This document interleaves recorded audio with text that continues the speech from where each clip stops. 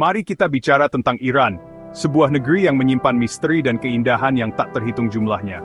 Sebuah negeri dengan sejarah yang membentang ribuan tahun, melintasi peradaban dan menyaksikan pasang surutnya kekuasaan.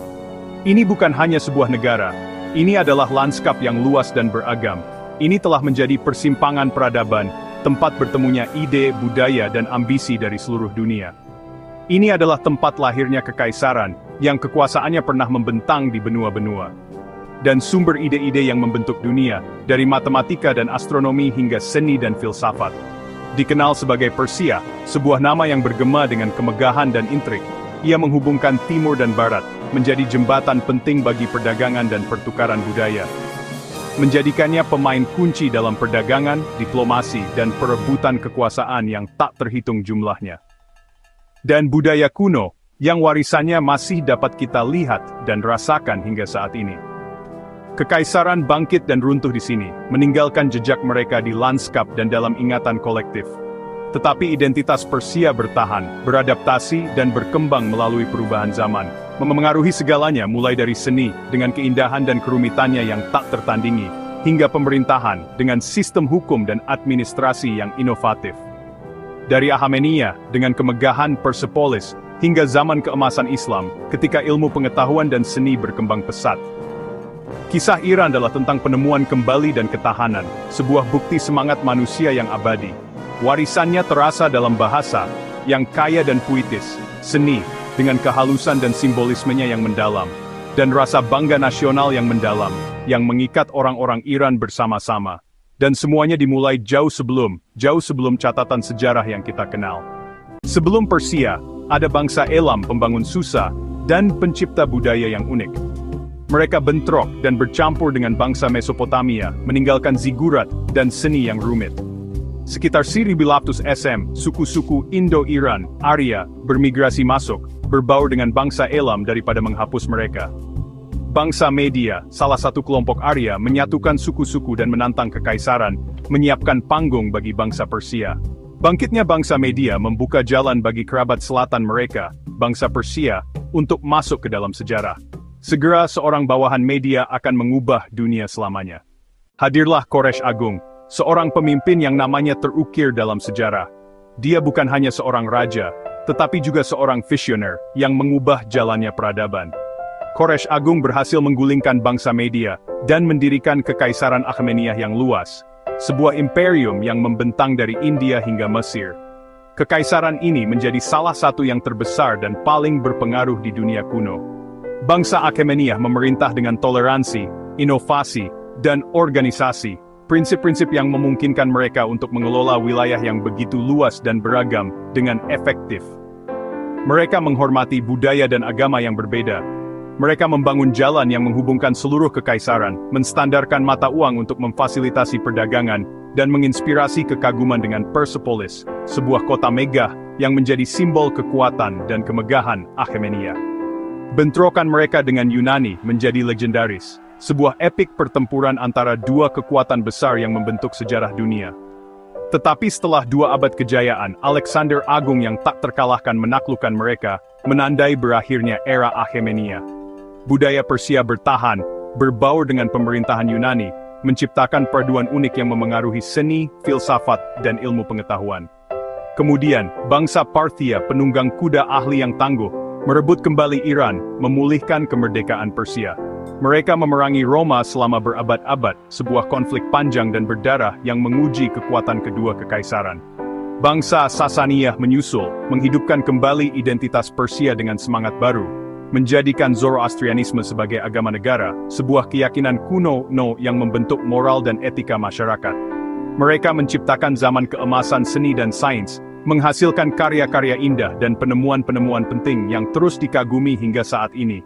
Perang panjang mereka dengan Roma dan Bizantium membuat kedua kekaisaran kelelahan, menguras sumber daya dan melemahkan kekuatan mereka. Kerentanan ini menyiapkan panggung bagi kekuatan baru dari Arabia, sebuah kekuatan yang akan mengubah peta dunia. Warisan kekaisaran dan budaya Iran yang kaya dan beragam akan menghadapi transformasi terbesarnya. Pada abad ke-7, pasukan Arab menyerbu, mengakhiri kekaisaran Sasaniyah dan memperkenalkan Islam. Transisi itu bertahap, budaya Persia bertahan, bahkan ketika Islam dan administrasi Arab mengakar. Di bawah Abbasiyah, para sarjana, penyair, dan pejabat Persia memimpin kebangkitan budaya, membentuk zaman keemasan Islam.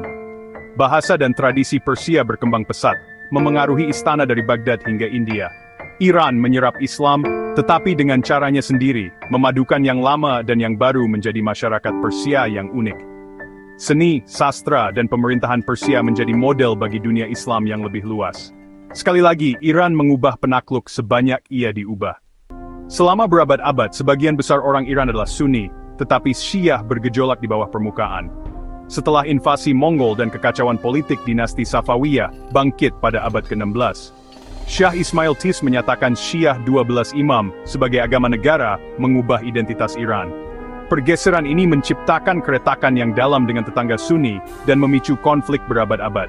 Era Safawiyah adalah renaissance budaya Isfahan menjadi permata seni dan arsitektur Islam. Pada akhir dinasti, Iran secara kokoh dan unik beragama Syiah. Transformasi agama ini masih membentuk identitas Iran hingga hari ini. Setelah runtuhnya dinasti Safawiyah yang megah, sebuah era baru dimulai di Persia. Iran menghadapi serangkaian gejolak internal dan tekanan asing yang signifikan, menguji ketahanan dan semangat bangsa. Tekanan ini datang terutama dari dua kekuatan besar pada masa itu, Rusia dan Inggris, yang memiliki kepentingan strategis di wilayah tersebut. Dinasti Qajar, yang berkuasa pada saat itu, berjuang keras untuk mempertahankan kendali atas negara. Mereka menghadapi tantangan berat, termasuk kehilangan tanah yang signifikan, dan erosi kekuasaan secara bertahap. Namun, di tengah kesulitan ini muncul secercah harapan dalam bentuk revolusi konstitusional, sebuah dorongan awal yang penting menuju demokrasi dan pemerintahan yang lebih representatif. Kemudian, penemuan minyak di tanah Persia secara dramatis mengubah nasib negara, menjadikan Iran sebagai hadiah global yang diperebutkan.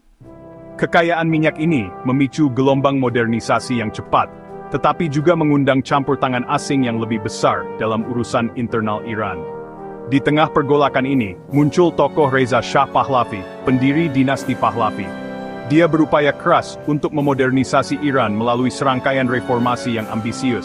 Namun, pemerintahannya juga ditandai dengan gaya memerintah yang otoriter dan tangan besi.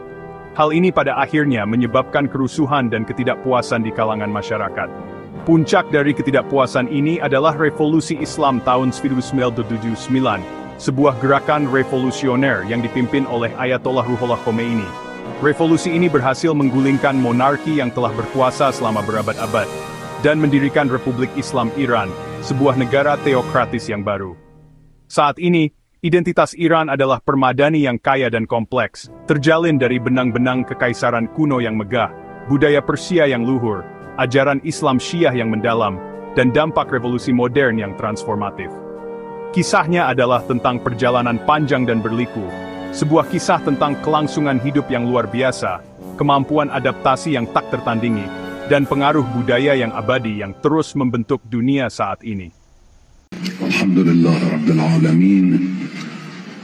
Wassalatu wassalamu ala Sayyidina Muhammadin wa alihi.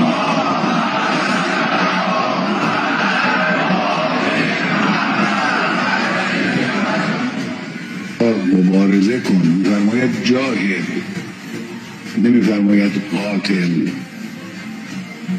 قاتل الکفار و المنافقین همیشه لازم نیست، اما جهاد مجموعه کامل تعلیم الهی خدا سعی میکنن دنیای اسلام را از وحدت خود هر چه بیشتر دور کنن. این برای اونا تهدیده.